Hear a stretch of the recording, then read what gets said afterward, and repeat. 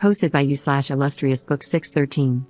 This is a throwaway account because I'm so annoyed and need to vent. This will be a lot, so I'm sorry in advance. I, 28F, had been together with my husband, 27M, for nearly 10 years. We got married at 21, had our first son a year later, followed by our daughter 3 years after that. I built my whole life around my family. We had good jobs, he worked full-time, I worked from home, we had a nice home in a great neighborhood, and we put our children in good schools. We also had a successful business on the side. I thought we did everything right. My best friend, since middle school, lived close by.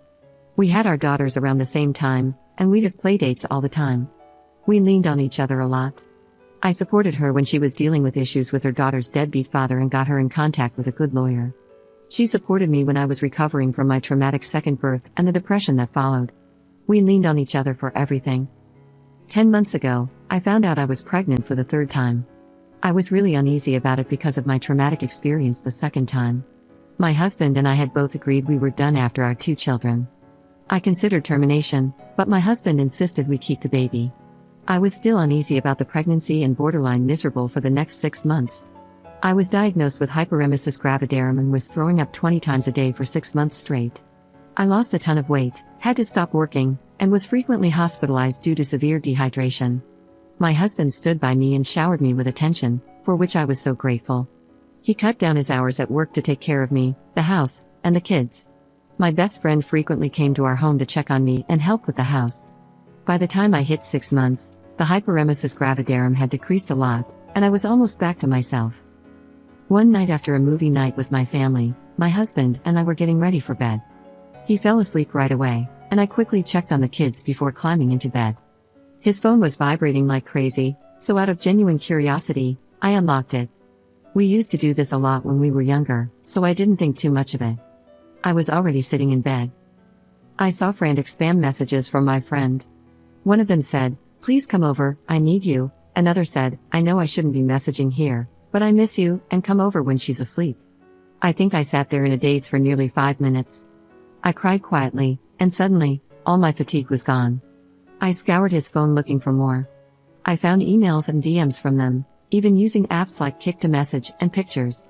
But the worst part was finding out that my husband had left me in the hospital with my mother one time while he went back home, where my kids were being babysat by my friend, and got intimate with her in our bedroom, with our kids in the house. The next morning, I confronted him and kicked him out. I filed for separation shortly after.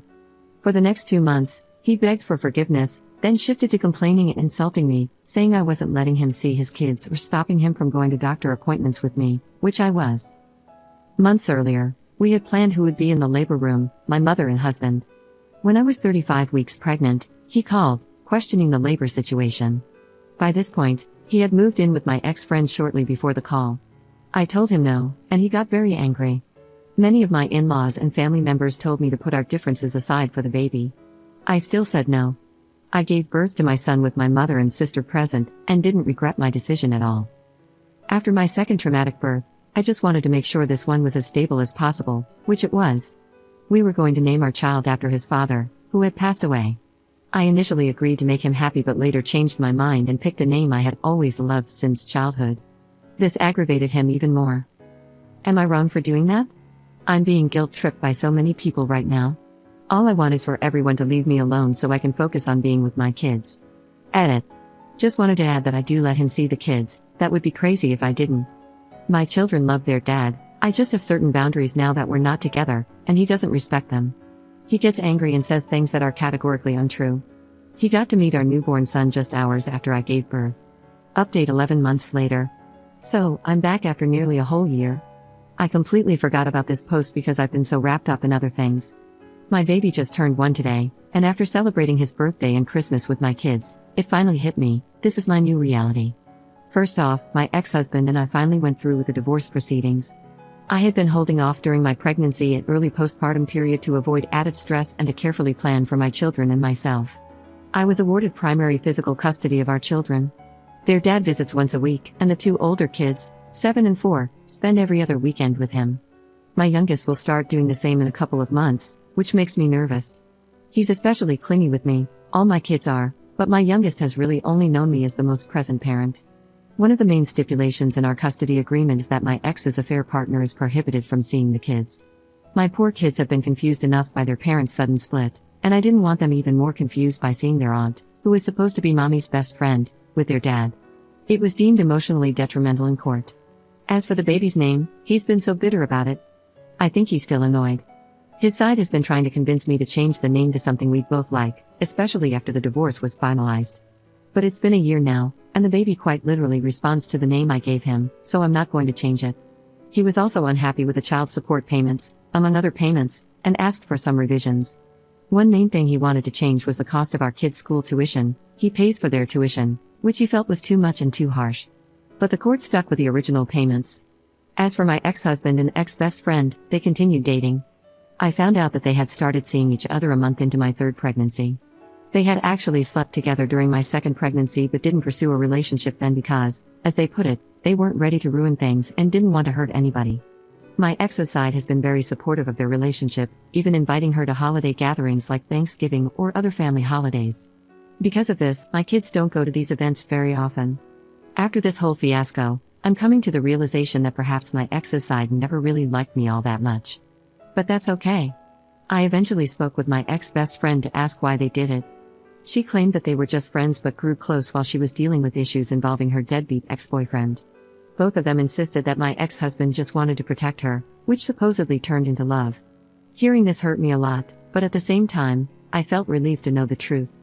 When I sat with this information for a while, it stopped hurting. It made me realize that I didn't still love my ex-husband and could finally let go of him and their betrayal. They broke up a week ago. Apparently, it's just a break, though who knows. Although my kids go to their dad's house every other weekend, it has helped a lot with making time for myself. Obviously, I'm figuring out who I am without being a wife or mom all the time. In many ways, I find what happened to be a true blessing, which is why I'm no longer angry. As for me, I've been seeing someone. It hasn't been very long, nor is it that serious yet, but we get along great. Initially, my ex-husband made the whole situation difficult. He didn't want me to have any man, specifically, around the kids. Edit.